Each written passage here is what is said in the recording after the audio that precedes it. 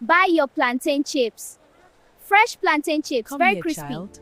Plantain chips here. How much is everything? Here you are, dear. 5 coins, madam. Thank you so much. All right, everyone. You're Time very for some welcome. chips. Help yourselves. You're welcome, enjoy. Buy your plantain chips. Fresh plantain chips. Kambili kept shouting as she moved from one bus to another in the motor park. Her voice was tired, but she did not stop. Her voice was tired? The morning sun was already harsh, and the heat pressed hard on everyone. Sweat rolled down her face and soaked her blouse, but she kept moving. She had learned long ago that hunger did not care if the weather was too hot or if her legs were weak. If she did not sell, there would be no food at home. If she did not sell, her mother would suffer more. Inside one of the buses, a woman sitting by the window watched her closely. Kambili looked young, too young to be carrying such a heavy tray and begging strangers to buy from her. But there was something in the girl's face, determination, pain, and hope all mixed together. The woman called her over. "How much is everything?" she asked. Kambili blinked in surprise. "Everything, Ma?" "Yes, I'll buy all of it." For a second, Kambili thought she had heard wrongly. Then the woman smiled and nodded. The girl quickly counted the packs with trembling fingers. When the woman paid, Kambili almost cried. She thanked her again and again, nearly kneeling in gratitude. The woman shared the chips with the passengers in the bus, while Kambili ran off with the money like someone carrying a miracle in her hands. She went straight to the market and bought more plantains for another round. When she got home, her mother, Nkechi, was outside in her wheelchair. Nkechi looked at the bunch of plantains in her daughter's hands and frowned in surprise. "Kambili, don't tell me you've already finished selling the first one." Kambili smiled brightly. "Yes, Mama. I told you God still answers prayers. I prayed that I would sell fast today so I could make another batch for evening travelers." Nkechi looked at her daughter for a long moment. Pride filled her eyes, but so did pain. "My daughter," she said softly, "you are too young for all this. You are carrying burdens that should not be yours. I should be the one taking care of you. I should be the one working while you go to school." Kambili quickly knelt beside her. "Mama, don't say that. You already did your part. You have suffered enough for me. God will help us. One day I'll have enough money to take you to the hospital again. You will get better." She kissed her mother on the forehead, and Nkechi closed her eyes, holding back tears. Inside the small house, Kambili peeled the plantains, washed them, and started frying. The smell filled the room. Though her body was tired, she worked fast. Her mother helped her pack the chips into white nylon bags, even though she was not strong. Love was the only thing still holding them together. Before leaving again, Kambili arranged the chips neatly on her tray. She did not eat. There was no time. As she stepped out, a memory flashed in her mind.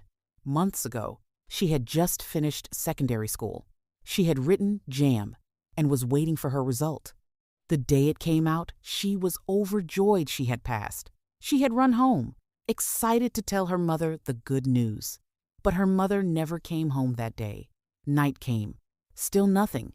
Kambili borrowed a neighbor's phone and kept calling her mother, but the calls did not go through. By the next morning, fear had taken over her whole body. She called her uncle, who reported the matter to the police. 2 days later, they found Nkechi in the hospital. There had been an accident. She had gone into a coma. When she finally woke up, one of the first things she did was ask for her daughter. Kambili ran to the hospital and held her mother tightly, crying into her chest. But the joy of finding her alive did not last long. The doctor told them that Nkechi's lower spine had been badly damaged. She would never walk again. That single sentence broke both their lives in half. The sound of the park brought Kambili back to the present. "Kambili, why are you crying?" A boy selling donuts asked her. "We should be the ones crying. You've already sold everything once today, and some of us haven't sold half." Kambili quickly wiped her face. She had not even noticed the tears. Her body was in the park, but her heart was still carrying old wounds. Back at her uncle's house, things were no better. Nkechi had moved there after the accident because her brother said they would be safer with him. But his wife, Anulika, had no love in her heart for them. That day, While Kambili was out selling, Anulika stood over Nkechi with disgust. Why would a grown woman mess herself up like this? She snapped.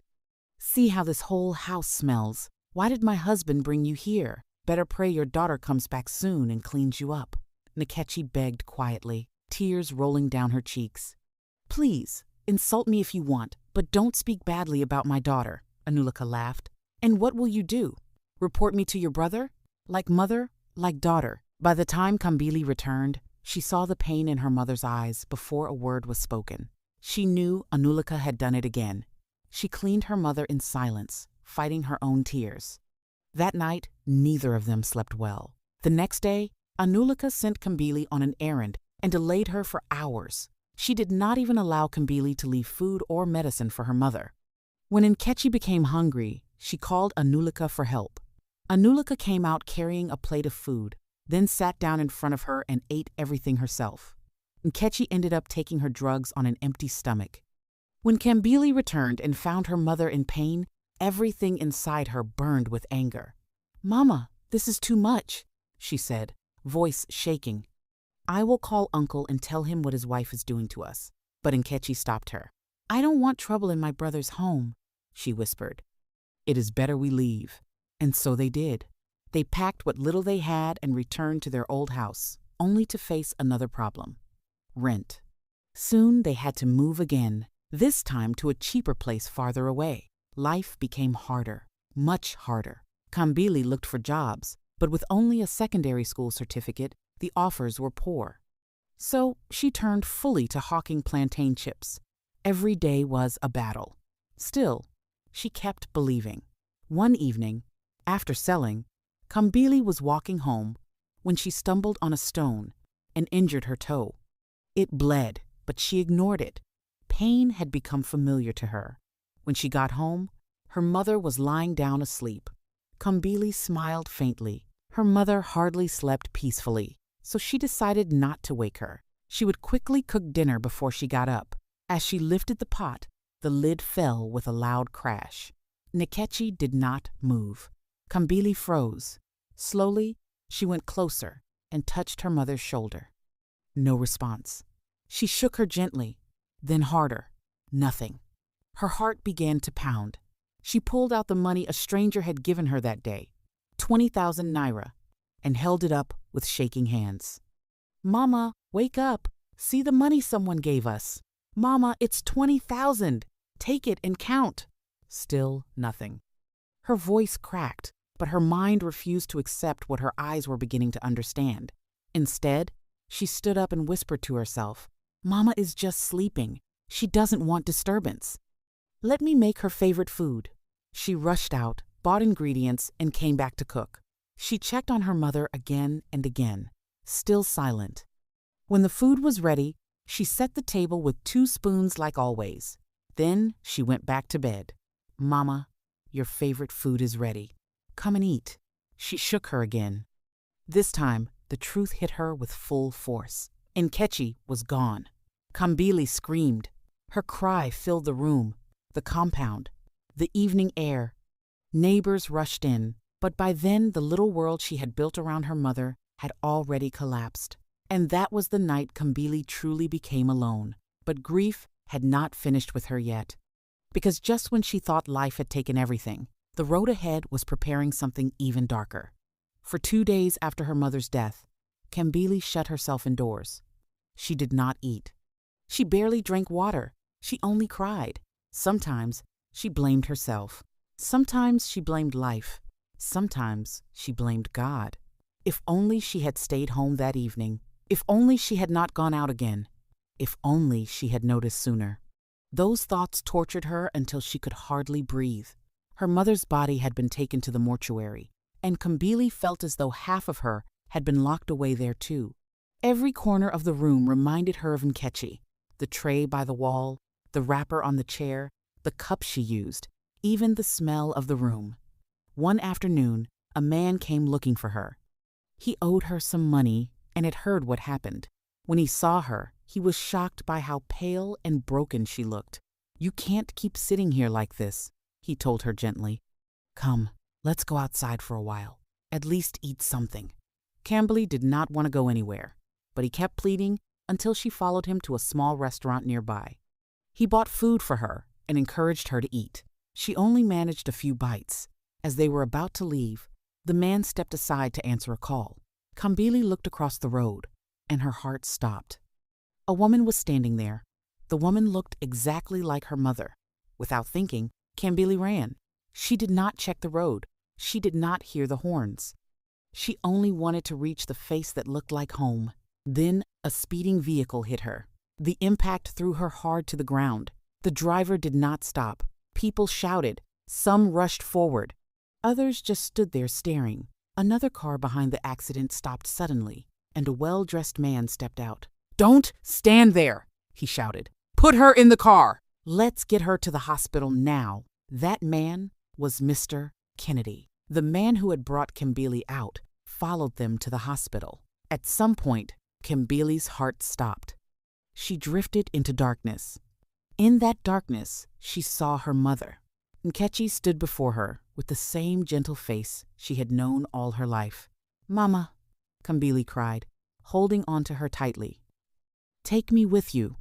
I don't want to go back. I can't do this life without you." But Nkechi slowly untangled herself from Kambili's arms. "You cannot stay here," she said softly. "Your time is not yet over. You have to go back." Kambili broke down. "Why, Mama? Why did you leave me? And don't tell me about God. Where was God when you got injured? Where was he when people insulted us? Where was he when you died?" Nkechi only looked at her with deep sadness and love. "There are many things we do not understand, but hold on to God. He will direct your path." Then she pushed Kambili away. The next thing Kambili heard was a distant voice. "She's awake! She's awake!" She opened her eyes in the hospital, tears sliding down the sides of her face. Mr. Kennedy had already paid her bills. The next day, when she was discharged, she had no one to go back to except the empty room where her mother had died. She walked alone, but Mr. Kennedy happened to see her and offered her a ride home. Inside the car, he tried to ask her questions, but every answer led to tears. When he dropped her off, he watched her disappear into the room and could not shake the feeling that something about that girl should not be ignored. That evening, he told his wife about her. His wife listened quietly. "We have a vacant position in one of your shops, don't we?" she asked at last. Mr. Kennedy looked at her. "Yes, then maybe this is the girl." The next morning, Mr. Kennedy drove to Kambili's house. He knocked and got no answer. His heart nearly failed him. He feared the worst. He was already about to call the police to break the door when he saw her walking back with fresh plantains on her head.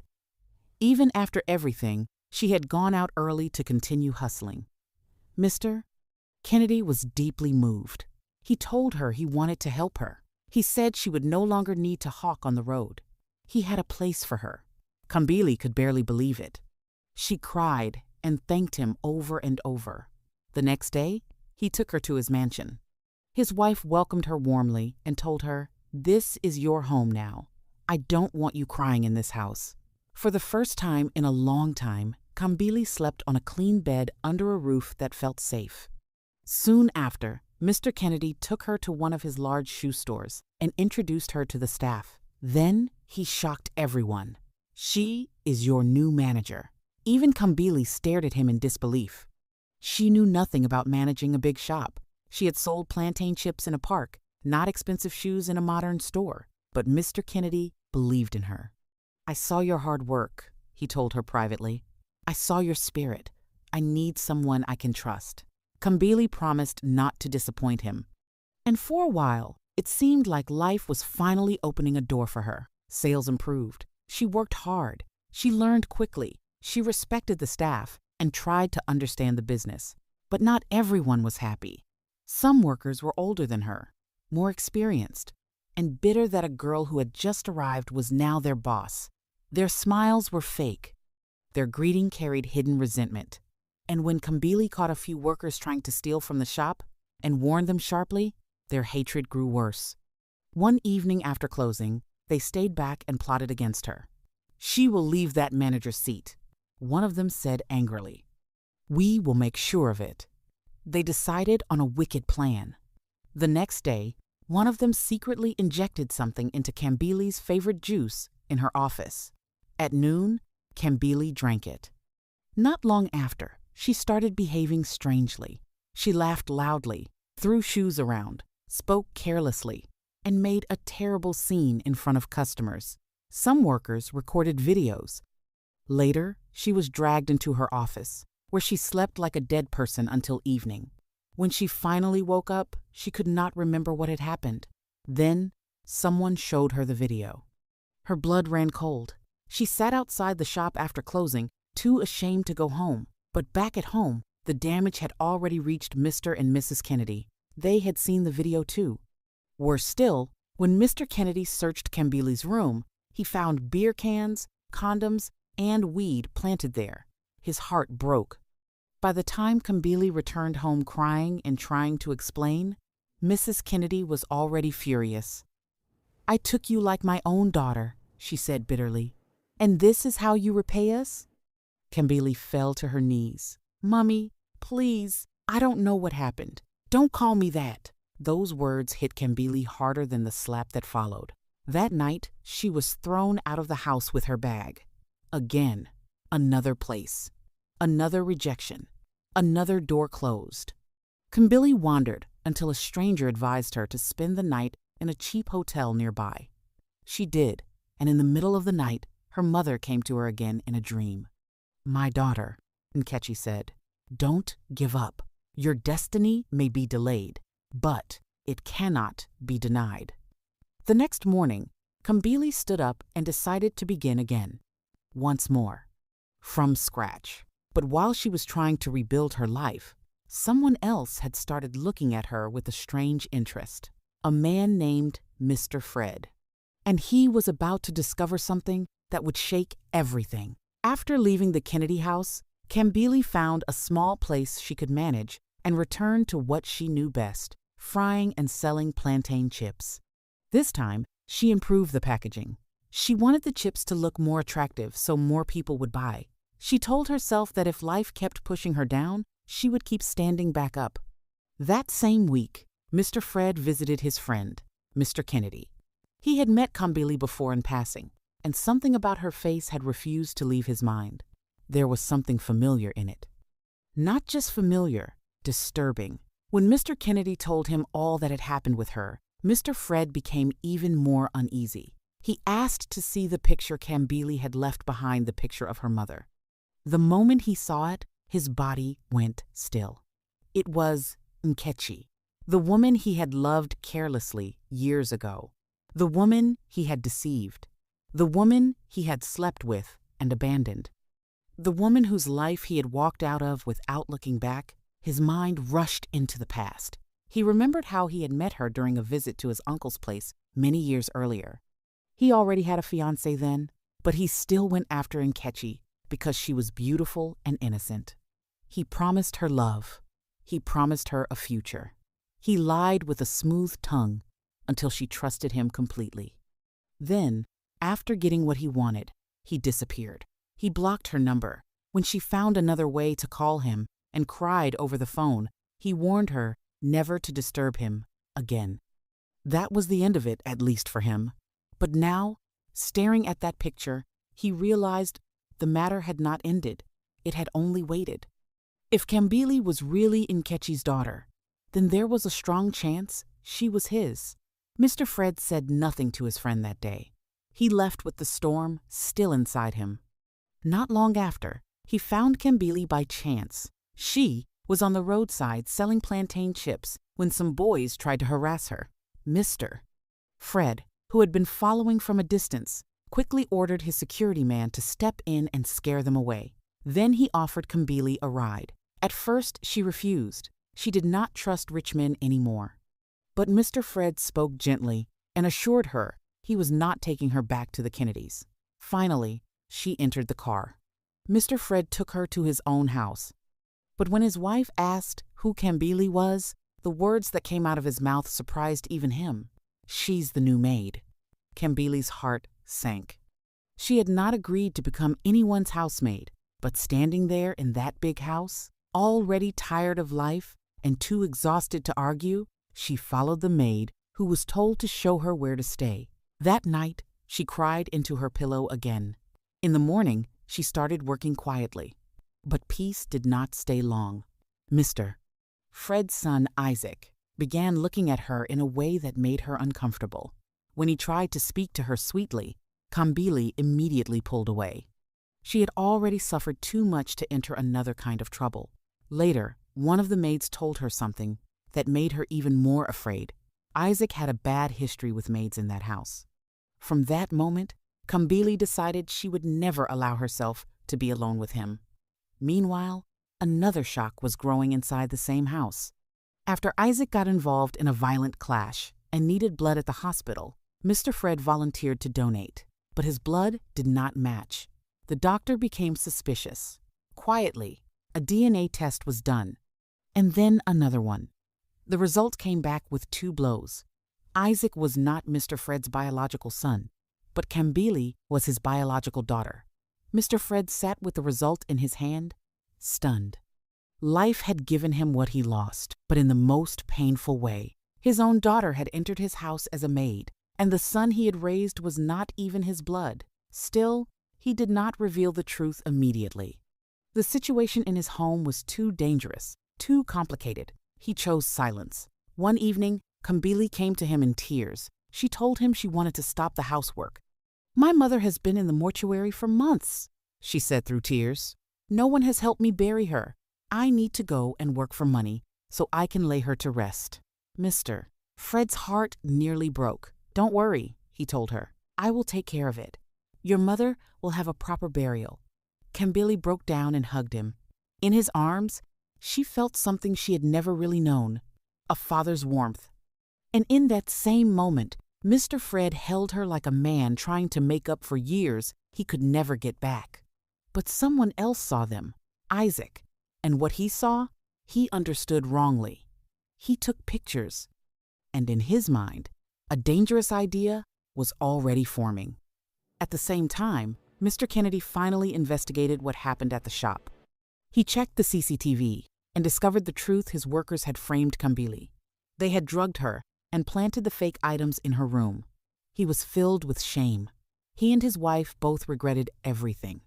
He arrested the workers and began searching for Kambili so he could apologize and bring her back. But by the time he found her, she was already under Mr. Fred's roof. And when Mr. Kennedy came to apologize, he walked into a truth he never expected. Mr. Fred took him aside and told him everything. "Kambili is my daughter." Mr. Kennedy was stunned. Before the shock could settle, danger struck. On their way out together, unknown attackers opened fire. Bullets flew, men fell. Blood covered the ground. Mr. Fred and Mr. Fred. Kennedy was both shot. And as the news spread, fear ran through every corner of the people connected to them. At the mansion, Kambili heard and fell to her knees in tears. If Mr. Fred died, who would help her now? Who would keep his promise about her mother? Who would save her from Isaac? But inside that same house, something even darker was happening. Isaac was smiling because he already knew more than anyone else. And what he had done was only the beginning. The night after the shooting was filled with confusion, fear, and sorrow. Kambili could not sleep. She sat quietly on the floor of the small maid's room, her back leaning against the wall. Her eyes were red from crying. Her heart felt heavy, like someone had placed a large stone inside her chest. Life had been cruel to her again and again. First, she lost her father before she even knew who he was. Then, her mother became disabled and suffered for years. Later, her mother died, leaving her alone in the world. After that, she was thrown out by the Kennedy family, who once treated her like a daughter. Now, the only man who promised to help her bury her mother had been shot. She could not stop asking herself the same question. Why is life like this for me? In the big living room downstairs, Isaac sat comfortably on the couch with a glass of alcohol in his hand. His eyes were calm, almost too calm. When the news came that his father had been shot, he did not cry. Instead, a small smile appeared on his face. Inside his mind, he believed everything was finally falling into place. His father had always been strict with him. Mr. Fred often corrected his bad behavior and warned him about his reckless lifestyle. Isaac hated that. When he saw his father hugging Kambili earlier, he misunderstood everything.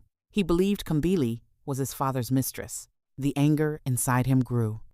In his mind, he told himself that he was protecting his mother from humiliation, but the truth was something deeper and darker. Isaac wanted power and full control of his father's wealth. So he called some dangerous people. He told them where his father would be. He paid them to eliminate him. Now he believed the problem was solved. But what Isaac did not know was that God had different plans. At the hospital, doctors had tried everything to save Mr. Fred. For a moment, his heart stopped. Everyone believed he was dead. The doctor even recorded the time of death. His body was taken to the morgue. But something strange happened. Hours later, Mr. Fred suddenly opened his eyes. He slowly sat up, confused and weak. The room was cold and quiet. Metal drawers lined the walls. It took him a moment to understand where he was. He was in the morgue. One of the hospital workers who walked in screamed and ran away, shouting, "Ghost! Ghost!" The doctor came running. After examining him carefully, they realized something incredible. Mr. Fred was alive. The bullet had injured him badly, but it had missed vital organs. His heart had stopped temporarily due to severe shock and blood loss, but somehow he survived. When Mr. Fred remembered everything that happened, he immediately told the doctor something important. "Please, do not tell anyone I am alive yet." The doctor looked confused. "Mister, did he—" Fred explained his fear. Someone had tried to kill him. If that person believed he was dead, the truth would eventually reveal itself. The doctor agreed to keep the secret. Meanwhile, Mr. Kennedy slowly regained consciousness in another hospital room. The bullet had injured him, but his life was not in danger. When he woke up, the first thing he asked was, "Where is Fred?" The nurse lowered her head. "Sir, we are sorry. Mr. Fred did not survive." Mr. Kennedy felt like someone punched him in the chest. He closed his eyes in deep pain. His friend was gone, and the truth about Kambili had died with him. But Mr. Kennedy did not know that the story was not over yet. The next day, Mr. Fred secretly left the hospital with the doctor's help. He wanted to investigate everything quietly. He suspected someone close to him was behind the attack. He went to a safe place and began watching everything from a distance. A few days later, something unexpected happened. One of the housemaids, named Amika, went to the police. She was shaking with fear. She told them what she overheard the night before. She had heard Isaac confess to his mother that he arranged the killing of his father. The police immediately began an investigation. When they checked Isaac's phone records and bank transfers, everything became clear. The evidence was too strong. Isaac was arrested. When the police arrived at the mansion, he tried to deny everything, but it was too late. His own phone messages proved the truth. Teresa, his mother, collapsed in shock. Her only son had murdered his own father. 2 days later, something shocking happened. Mr. Kennedy visited the police station to check on the case. While speaking with the officers, he suddenly saw someone entering the room. Mr. Kennedy froze. His mouth opened in disbelief. "Fred?" Mr. Fred smiled weakly. "Yes, my friend, I am still alive." Mr. Kennedy could not hold back his emotions. He hugged his friend tightly. "God has given you a second chance," he said. Mr. Fred nodded slowly. "And this time, I will correct the mistakes of my past." That same evening, Mr. Fred asked to see Kambili. She came quietly, her head bowed. When she saw him sitting there alive, she nearly fainted.